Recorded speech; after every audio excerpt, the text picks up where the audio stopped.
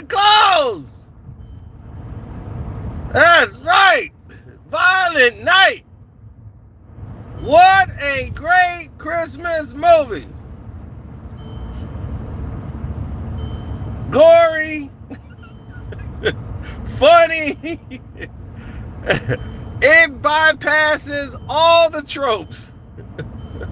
Violent Night is a must-see movie of the year, full of excitement, action, and straight comedy. Oh my goodness. You will not be disappointed with Violent Night. That's one thing I can promise. You won't be disappointed with Violent Night. Oh my goodness. So Violent Night starts off with Santa Claus. He's at the bar with these other working Santas. They're all drinking beers and they just talking and they just think he's talking in riddles, but he's the real Santa. And he's just like burnt out from doing it. And he just doesn't think anyone's worthy. And he's just kind of fed up with it. You know, like, I've been doing this a long time. I'm done. This is the last Christmas. Because everybody's motivated by greed. I'm just done. So he's just going through his rounds. And he happens to stumble across this rich family. And this rich family has got an estate, and you know, it's this robbery is taking place. And they're coming to take, they got like millions of dollars in the house. They're coming to steal the money. And it's this little girl who's there visiting her grandmother's house. And she's making a wish. She wishing her parents get together and all this stuff. So Santa feels obligated as he just happens to stumble across this situation. Because Santa's in the house and he's like eating cookies, and then he stumbles across this little girl and she's on the nice list. So he decides to stick it out and help this little girl out. And she helped revive his belief in the good of people. It's a very heartfelt moment, and it was a lot of violence. Some very funny situations transpired out there. Man, it was incredible. The way it started, like 100 miles an hour, it was gone. I was like, all right, I love the way this is fast paced. Get to the action. Let's go. Man, as soon as it gets rolling, it gets to another part what's even more interesting.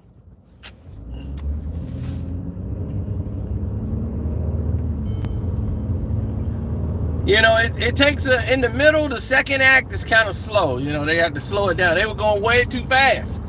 So it kicked off 100 miles an hour. So by the second act, it slows down. They're talking because the robbery is taking place. So now they, you know, moving everybody to one room, and the jokes are just hilarious. So it's slow. Then the third act, it kicks back up again, and then, you know, Santa's in full go mode, and it's a great film. A lot of excitement. I give it 3.5 stars out of 4. You will enjoy Violent Night. You know, it's got a little miniature Home Alone 2.0 in there that pays an homage to the movie. It's hilarious. It's just like, this is CGI needed some work. CGI department, y'all get I know y'all wasn't the main focal point, but still, y'all get a C for y'all performance. Y'all get a C. As in C.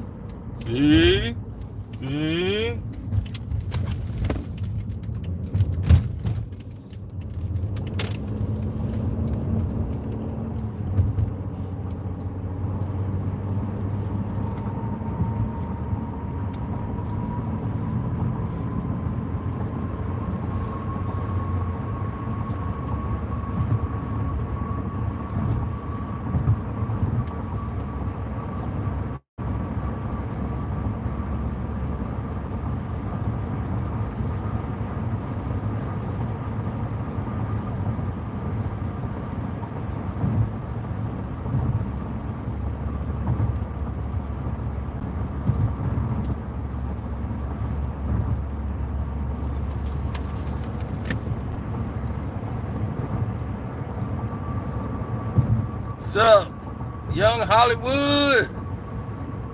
Oh man, you find out a lot about old Santa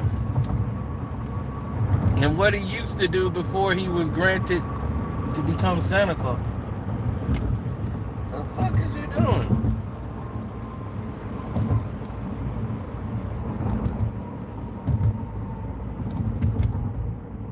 Dude must be drunk.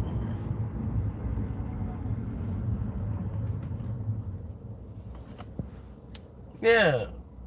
So you find out he had a life long before he was Santa.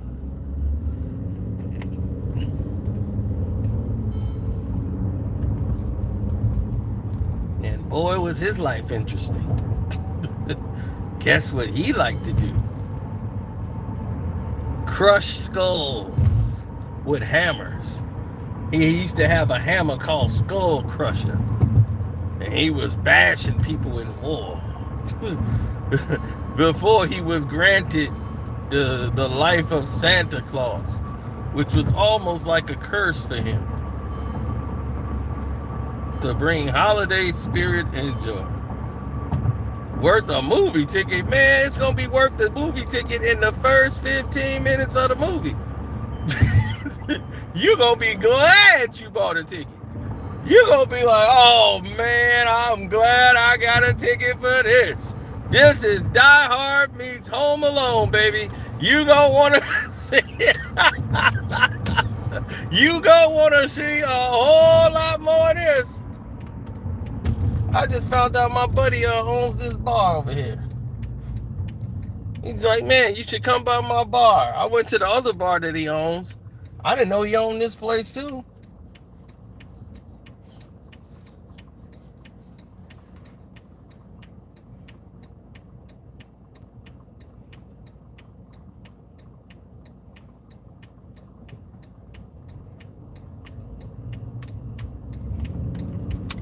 Oh, let me guess. You going with the Tarantino thing.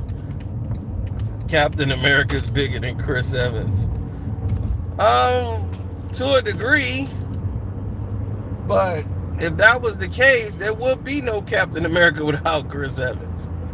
You put anybody else in a Captain America suit, they ain't gonna sell no movie tickets. So it doesn't matter who's in the damn suit. You put anybody else in Iron Man suit, don't mean Iron Man finna sell all these doggone tickets. But I do understand Tarantino's point, except for they do have actors in there. Samuel Jackson is an actor. So when he says movie stars, he's a movie star. And he's Nick Fury.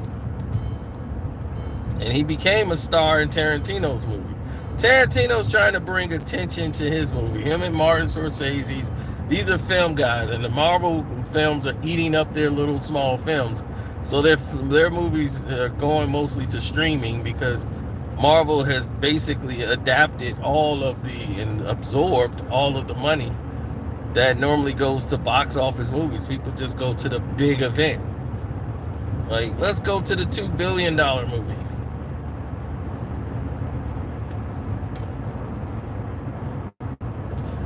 Marvel movies lately, they got caught up in the deadlines. And because people had deadlines and because things had to be moved around due to COVID, it caused a lot of confusion and a lot of rewrites that marred the movie. Love and Thunder was ruined by rewrites and bad choice decisions. You know, they didn't do any reshoots like they should have because they were on deadlines. They couldn't get Christian Bale to come back and do some more shots with Gore, the God Butcher. That's a lot of makeup. It's a lot of more work because there should have been a lot more God butchering that we got to see in the film that we didn't. We're just seeing him arrive at scenes and hearing about all the stuff he was doing.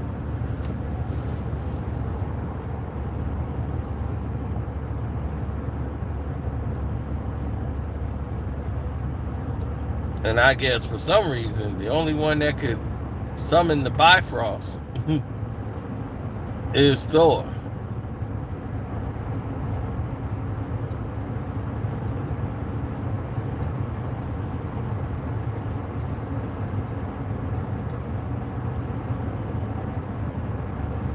Well, all movies are basically predictable, but it's not about the predictability of the movies. It's about story. And if you can make a good movie, that's why Black Panther worked. It didn't have a lot of superpowers in it. You didn't see a lot of, like lasers and all that superpower. It was constructed around story and showed that people are interested still in a good writing and story. Story matters. And they were like, wow. I'm like, you think about Marvel's best movies. What is the best Marvel movie? Winter Soldier, right?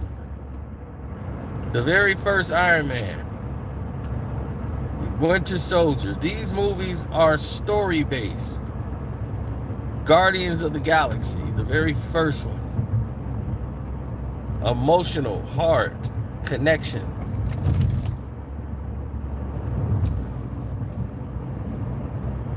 Black Panther. As you can see, these are the type of movies that everybody wants to see.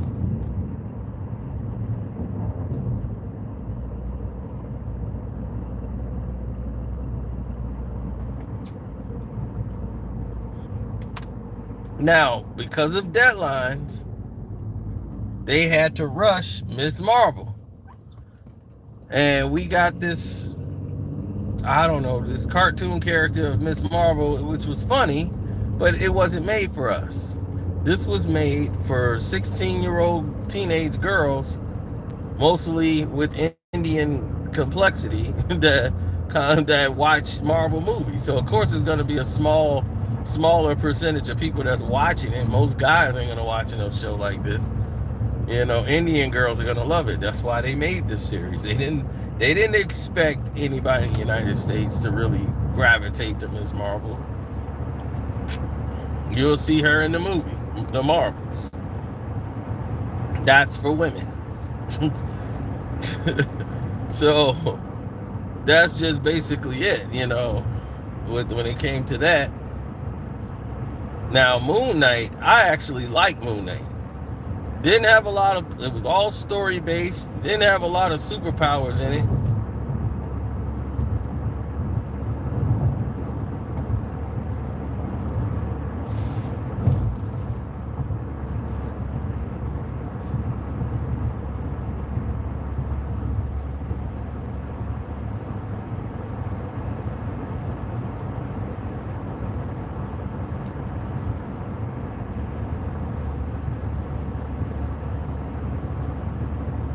You said you're a DC fan.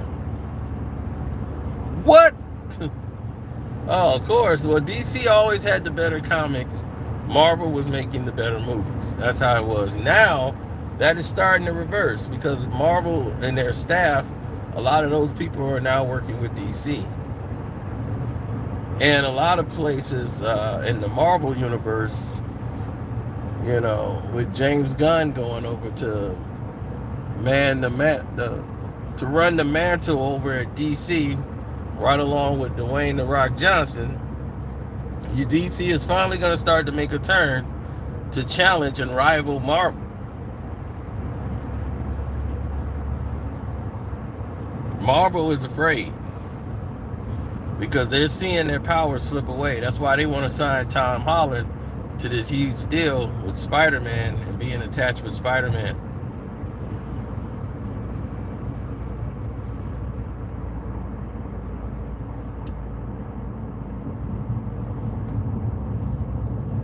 Well, they didn't want that slipping away.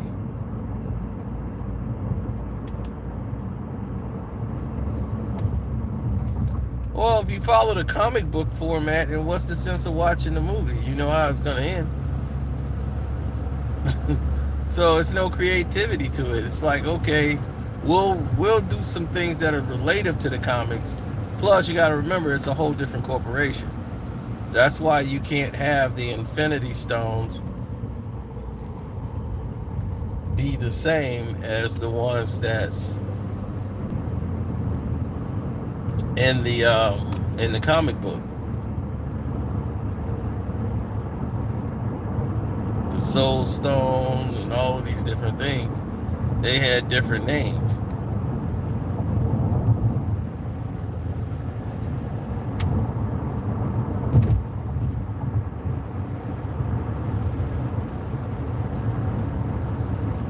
That's why they couldn't say Infinity Gauntlet.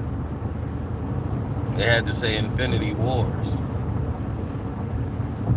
So Marvel Comics is a different corporation from Marvel movies. You know, Marvel films and the Marvel world.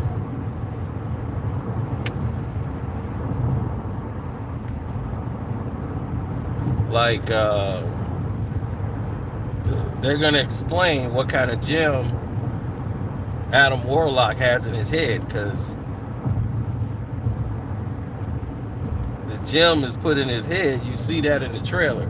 So he does have that gem right there, but it's not the Soul Stone. So we're going to find out what they actually redid it around this new thing, because they changed the script. Originally, the Soul Stone was going to be in Adam Warlock, and he was supposed to appear a lot earlier in the situation.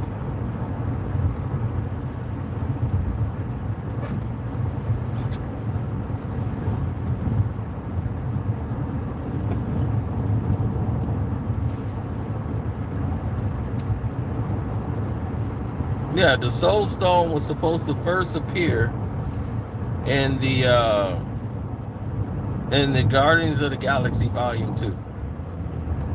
When they had the Arc-Elect batteries, and yes, they also possessed the Soul Stone, which they used for Adam Warlock. But that was later, when he got and adopted the name Warlock.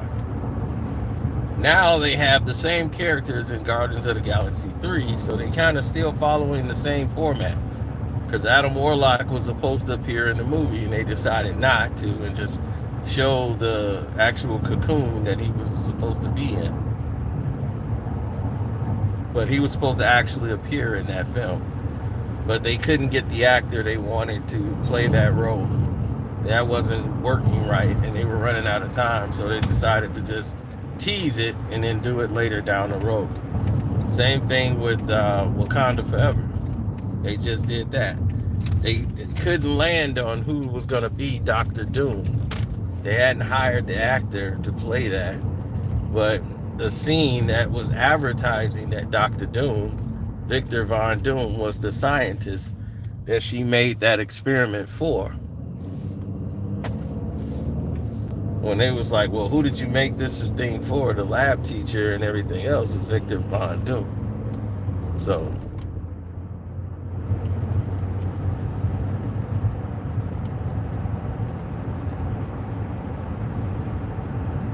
a lot of them have died down. Black Panther is the only one that's done really well. The last two Marvel films haven't done well. Love and Thunder performed poorly than what they've expected. Doctor Strange, that was marred by the pandemic, but those two really suffered the most from the pandemic. Was Multiverse of Madness. Because of the pandemic, they had to make changes, because in Spider-Man movie, America, she was on to show up and fight on the platform. He opens the portal to bring Doctor Strange back. Not Ned ever doing any wizardry. She brought in the other Spider-Mans from the other dimension. They had to rewrite all of that and take her out of the script of Spider-Man, because now this movie Spider-Man was gonna come before that, and this was supposed to be before Spider-Man. So you would already know who she was and everything else. So the timeline got messed up, and they pushed Doctor Strange backwards. So it kind of didn't make any sense. So they rewritten the scene to say, because he actually knew, because he was with Spider-Man. That movie was first, so she wouldn't have never had to to go with this Who's America and all of this stuff, they would have been very familiar with each other in the Spider-Man film had Doctor Strange film come first. So they had to do the diner scene where they say, oh, well, we know of this because of Spider-Man. So that's how they knew about the multiverse, which in the movie they would have already gone through this with their own movie and found out about the multiverse. Wouldn't have been discovered in Spider-Man. So it's a lot of stuff they had to change and take out of Spider-Man because this movie is now going first. And it messed up the whole movie. Like it really disrupted the flow. Now I like the Multiverse of Madness. I think Sam Raimi did a great job with it. I just think that there was some elements of silliness that went along with it that didn't make any sense. But a lot of stuff is on the table for the future. But I like Multiverse of Madness more than I like Thor: The Dark World. I mean, not The Dark World, but Thor, of course, anything better than Thor: The Dark World, but Love and Thunder.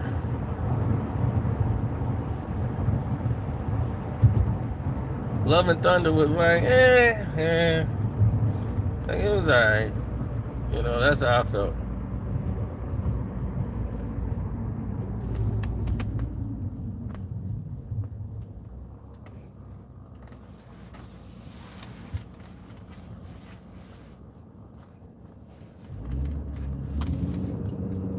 I mean, the thing is introducing new villains is kind of the case where they need to do, but they're like afraid to go down those tropes that the comic book fans want to see.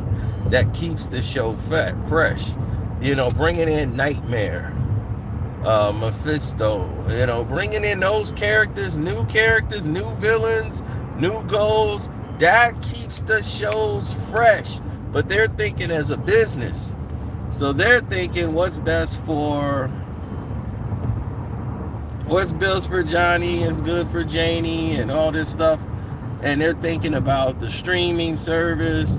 And now with Wakanda Forever, they know that's what that alone gets black people up and going to the movies. Black people once again are going to the movies watching Wakanda Forever.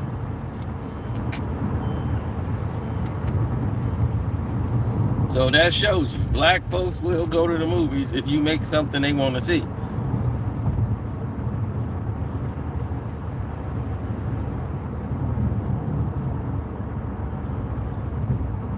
If you make it, they will come.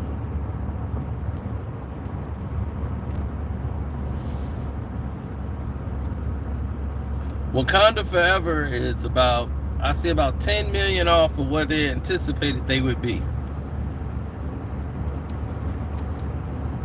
They anticipated a certain number, they were like 10 million off. So they're right at average of where they expected to be at this point.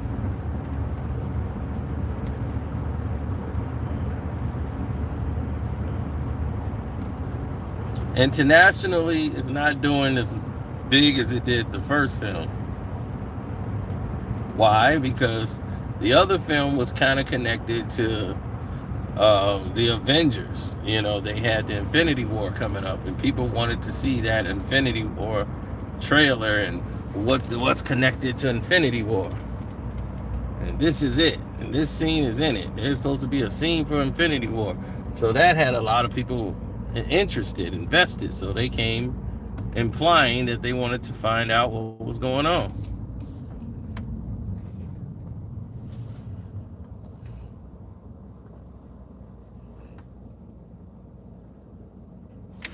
Well, Ant-Man is the quietly good movies that you would see. Like, the first Ant-Man was good. I was like, man, I like this Ant-Man. And Ant-Man and the Wasp was great. And now, it's just so many gaps in between with Ant-Man. People have forgotten about Ant-Man 1 and 2. That had such a large gap in between that many people have forgotten about, like, Ant-Man's story and you know, and all these different things, because Ant-Man was pretty much barely in Infinity War at all. He wasn't nowhere in it. The Battle of New York, he wasn't there at all. So Ant-Man was the odd man out all the time. You really didn't see him too much, except for when he was in Civil War and then Endgame. And a lot of people really didn't see Ant-Man and the Wasp.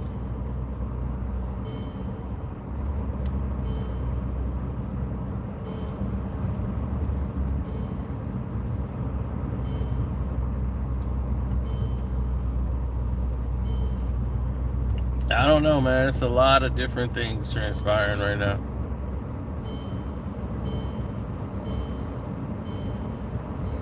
I was very happy with the way it came out, because now in the Thunderbolts, we're finally going to see that villain. She's going to be in there, the one that kept phasing through everything. So now they fixed it to where she can control her phasing.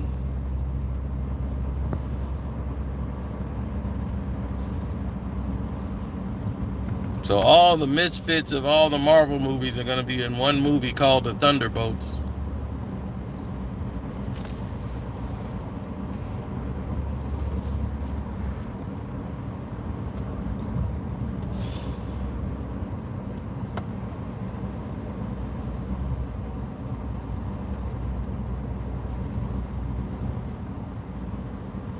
Well, a lot of these characters are getting old. You know, Scarlett Johansson aged very well in the role of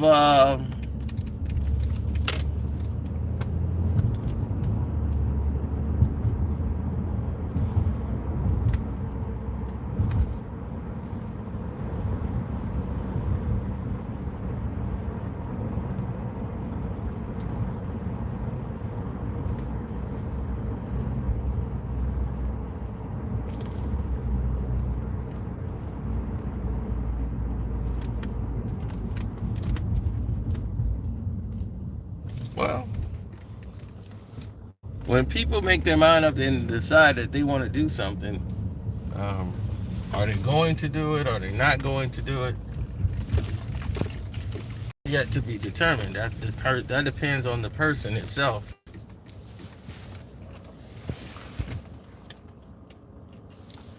The Eternals movie was an introduction of characters just starting right out.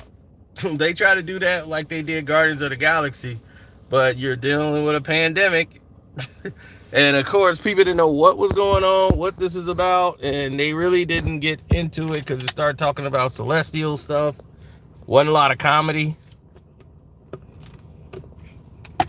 The movie was very serious, and it turned a lot of people off. I thought it was a good movie.